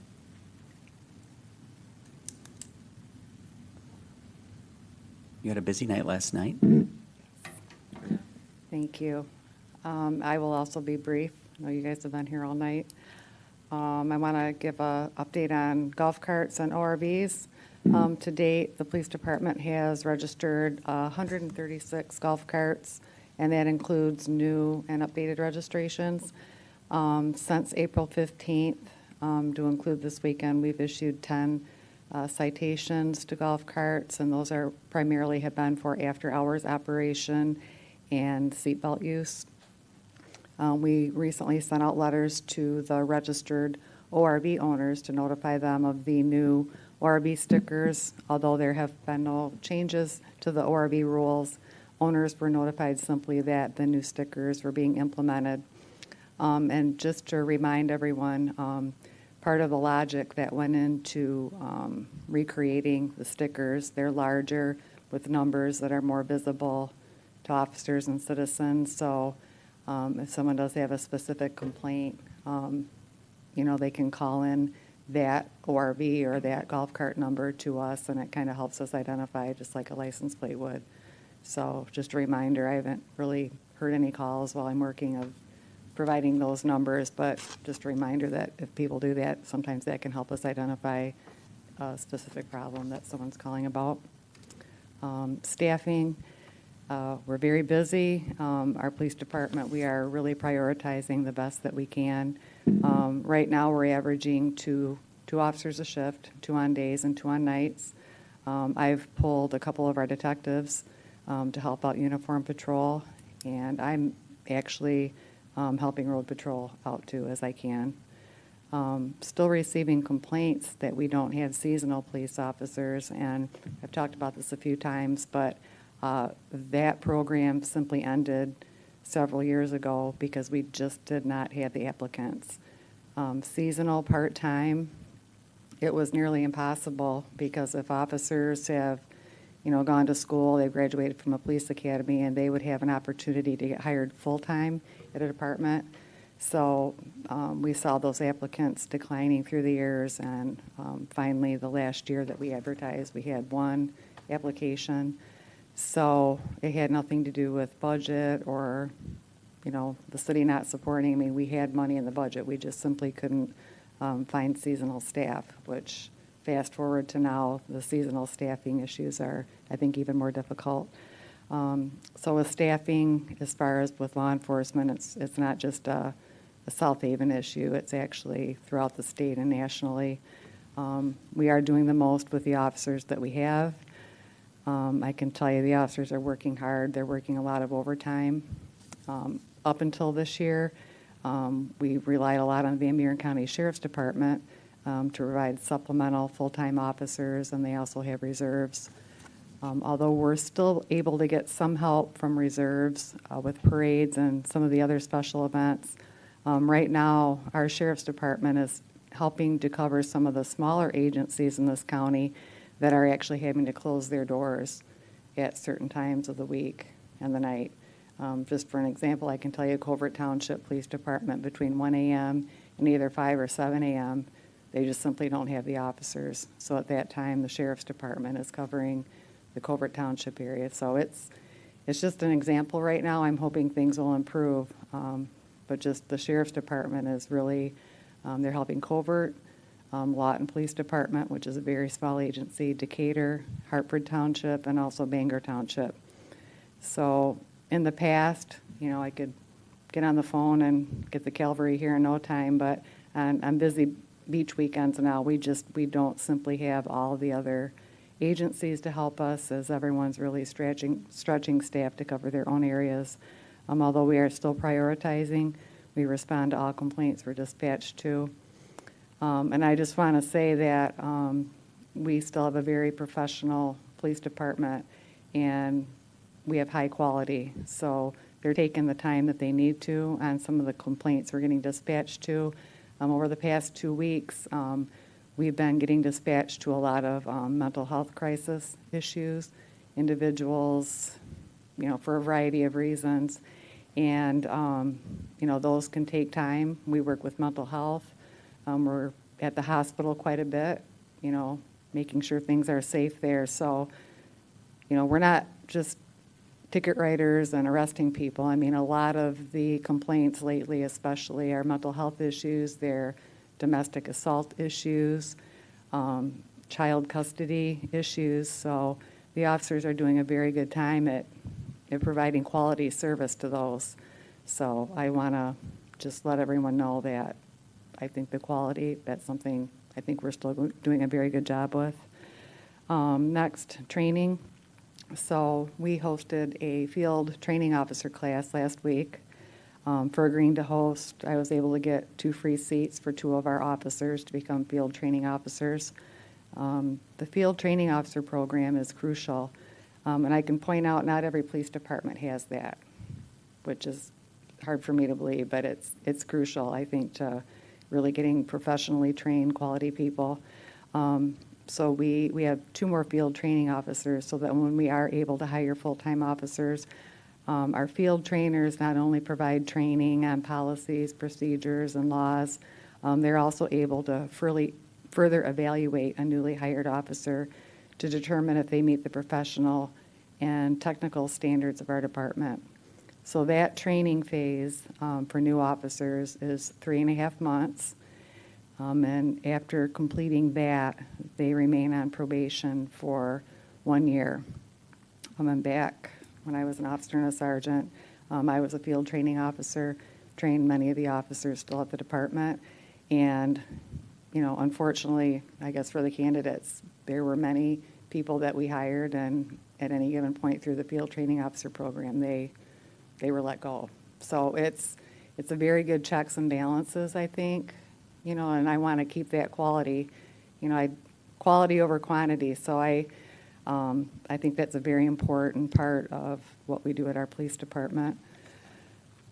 And speaking of that, hopefully this summer, we are going to be posting job openings for the police department in preparation for some retirements coming up.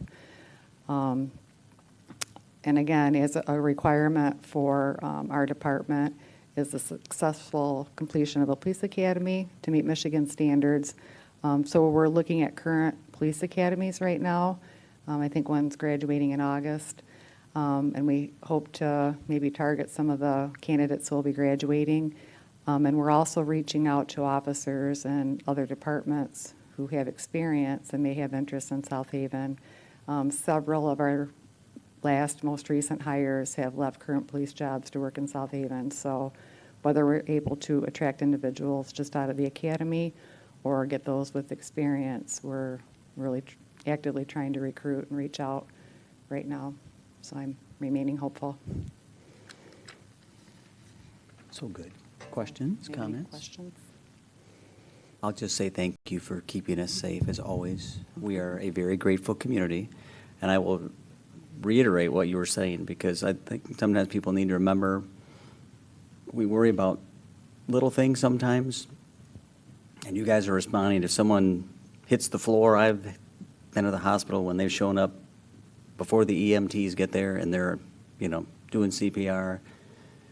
They're out checking on individuals. And then just recently, I know you guys were involved in, some bad people crossing county lines and taking some really bad people off the streets. So, and everything in between. So just a reminder, you guys are in a lot of places at a lot of times. So thank you. Thank you. I'll pass that on. Very good. Thank you. We are at the time in the meeting when citizens in the audience will be heard on items not on the agenda. Anything we haven't covered, come on up. David Veenstra, 1220 Monroe Boulevard. I am hoping that maybe a representative from the city can speak to the publications, the reminder, and the, come on. What? The Tribune, yes, thank you. About the distribution of those papers, because we go on walks and they are just all over, and it's really just flat out littering. If they're delivering to houses where there's a receptacle, that's one thing. But and we actually did contact both of those publications a couple of years ago to no effect. So it's not like we haven't tried. But I happened to be behind one of those vehicles and observe the tossing about 6 feet from the car, from the street onto driveways. That's just flat out littering. There's no other word for it. So I'm hoping that some representative of the city might have a word with each of those publications. Thank you. Thank you. I know we've done that before. We could do that again, so thanks for sharing. We'll reach out again. I think there's a high turnover of delivery drivers, too. Correct. Joe Good Wilkins, evening. 811 Indiana Street. I just got two things I'd like to share with the council. First, I'd like to thank the council for approving the Juneteenth celebration in the park. I'd like to thank the staff as well. The first time I've seen the fire department was actually on site during the fireworks. That was a first, so they were staged there, ready to go in case there was some type of incident. I want to thank the chief and the police department. They did a great job. They showed up and policed the place a little bit. So nothing happened negatively. So I want to thank them as well.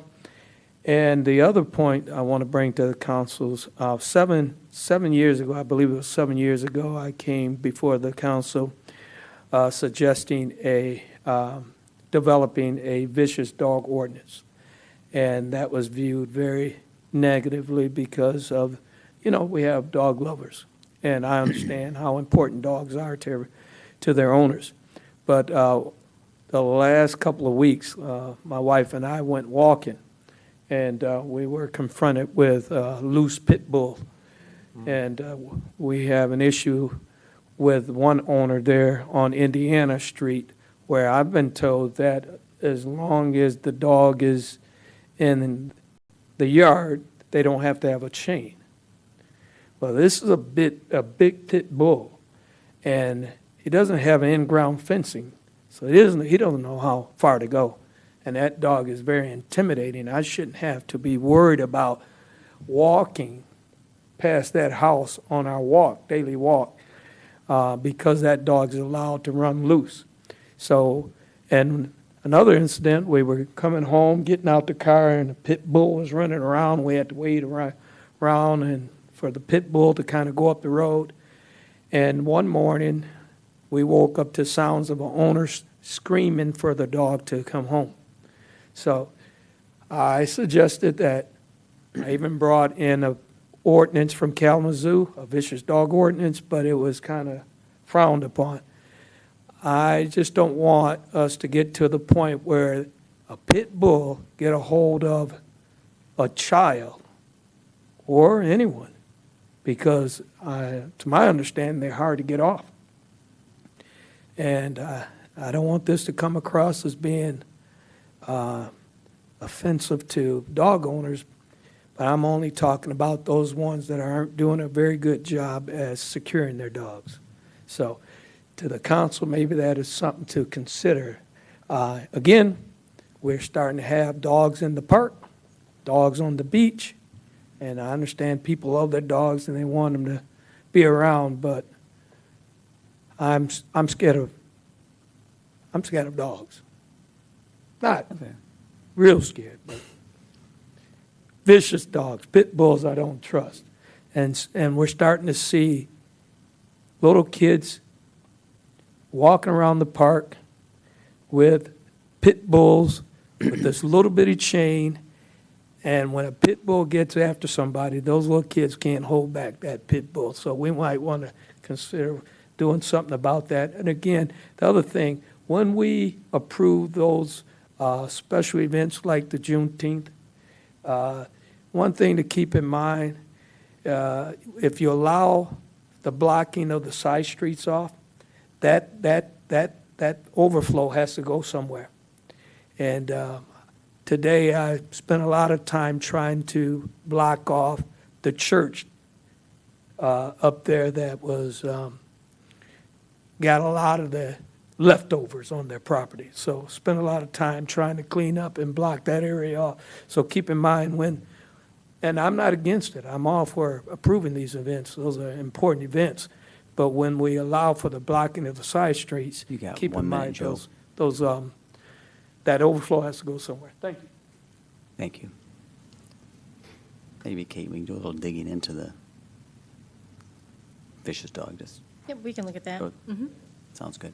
Mary Hasley, 726 North Shore Drive. My fanny pack probably gives you an idea of what I might be saying. It has paw prints for those who cannot see it. I am not a proponent of vicious dogs. I am a proponent of responsible dog ownership. I think vicious dogs puts a stigma. I have friends who have pit bulls who are lovely. I've seen pit bulls taking care of little 1-pound kittens or less than 1-pound kittens. I think to be fair, that there are dog leash laws and those need to be enforced. And I think that's where you start. So that's one issue. I was also, with one of the consent items, made me think of a comment a friend had made about the bike path. And I know that there was I believe there was some trimming along the bike path earlier this year, and there was possibly some damage to the path from the heavy equipment that was on it. And I think she has raised it to Bill Hunter, but if we could make sure that that gets taken care of, it sounds like it's could be rutted, and especially with the winter, once the winter comes and the freeze thaw. So that might be something to look into. And just one thing, I noticed this, and this is the agenda item, I hope it's okay. I noticed a couple slides were slightly different from the presentation, so if you could make sure you get the right slides from today's presentation on the website for the presentation, I'd appreciate it. Thank you. Very good, thank you. You're good. We don't turn into pumpkins till 9. Rosalie Flaccani, 559 Monroe Boulevard. I know technically this wasn't on the agenda, so I think I'm safe. I just wanted to say thank you for moving the Overton project forward. This is so exciting So thank you. And I wanted to do a shout out to Joe Wilkins for remembering we're advocating for the folks too, where density and these apartments and this housing is going to be so fabulous. So I just wanted to say thank you. Thank you, appreciate it. All right, anybody else? Going once, going twice. City council comments. Mr. Reeser, I'll start with you. Just first of all, Juneteenth, I went to that, and it was so uplifting because I saw people getting along, laughing, having fun, people of all different races, and it was nice to see the city had a booth, a little booth there. Head of HR was there, Griffin was there, Natalie, our chief of police, was there, and it's so good to see them just mingling with the people in the community instead of always being afar. And I'm not used to that when I grew up, seeing the police in the city talking to the residents. So I thought that was really good. And from a historical standpoint, quite honestly, I'm embarrassed to say it, 2 years ago, I didn't know what Juneteenth was. And my wife's a social worker at Western, so I should know better. But I know now, and it's nice to know that part of history. As far as Overton, I can't help but to comment on it. I know there's some concerns that people have, like density, parking. I'm not going to go over it, but I thought the clergyman who stood up made a point that I try to take notes, and that's probably why I got up to the Pledge of Allegiance a couple seconds late.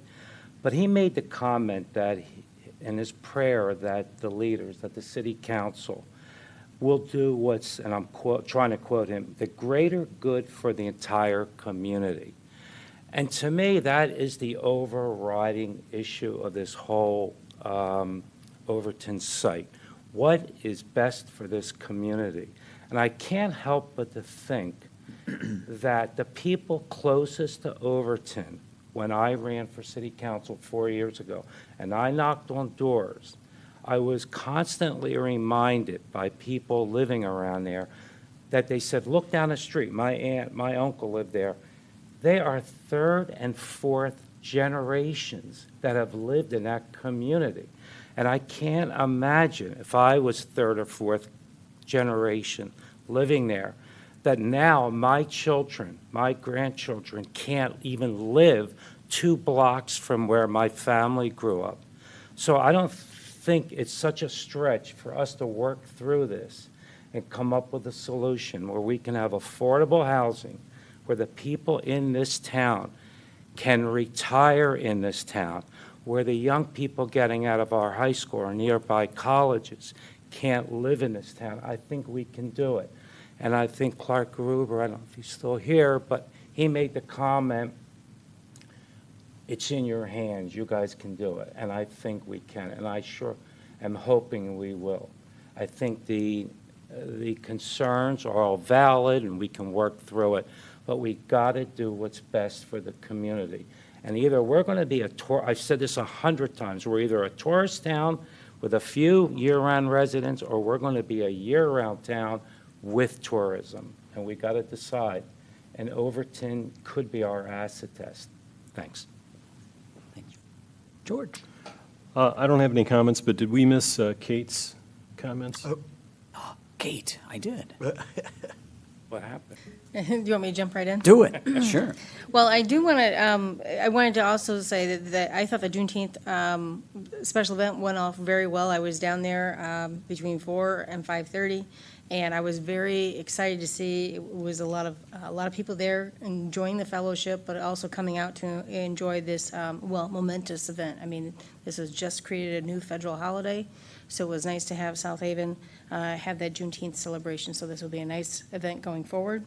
I do also want to say we didn't like to test out our new Nixle system on power outages, but we did it this morning at 1 a.m. So if you have not signed up for Nixle for the power outages or DPW, you text SHDPW to 888-777, and you can get updates on power outages, road closures or street closures or projects. So if we have to say, oh, this road's closed, we would send out a Nixle update.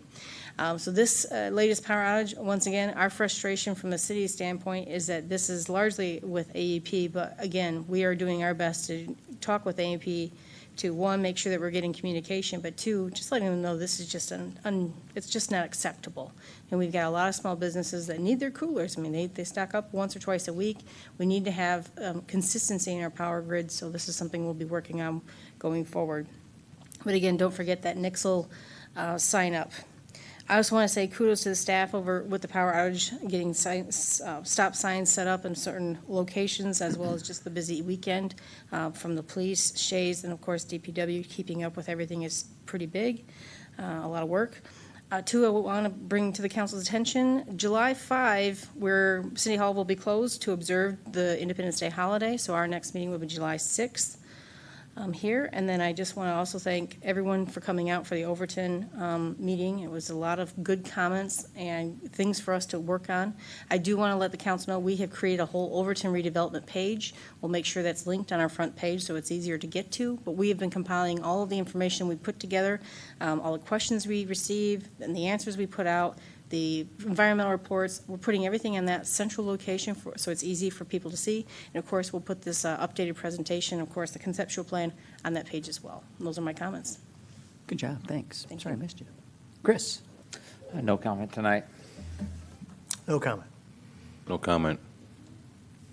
Just want to say a quick shout out to Monique Crawley and her committee that she did a really good job over the weekend. Although I wasn't there, I lived close enough. I could hear all the things that were going on, and just a shout out to those of you who attended. I believe Mr. Reeser was able to attend, and some of the other councilmen, and I know our city manager was there. So it's just nice that the Ward 1 was supported, and I believe this is the second time they had Juneteenth. So that's my comment for today.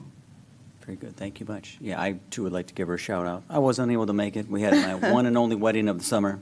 Yeah. Had to go, I had but yeah. it sounded like it was well done. So very good. Again, just great to see the public out here tonight. I mean, I think it was fun to see the room filled. I mean, I think all in all, people were pretty respectful. Nice to see everybody out, so that was great. Yeah, power outage. A lot of frustrated individuals, businesses, 2 in a row, pretty quick, and then also, I know we have a little work to do too on it. We've had AT&T going out again, so we've got our phone. Yeah, this time Verizon was out too. I think so I've got like a whole normally slate they're of not text connected, messages. so we've got to kind of figure out. I mean, it just becomes a real public safety concern if we can't, communicate during those times. So, other than that, I have a graduation open house this weekend, and boys getting recognized for Eagle Scouts, so it'll be a good, busy weekend. So, good stuff. So, on that note, I will seek a motion to adjourn. Make a motion to adjourn. Second. Motion and a second to adjourn. All in favor, say aye. Aye. Opposed? We're adjourned. Thanks, everybody. Good night.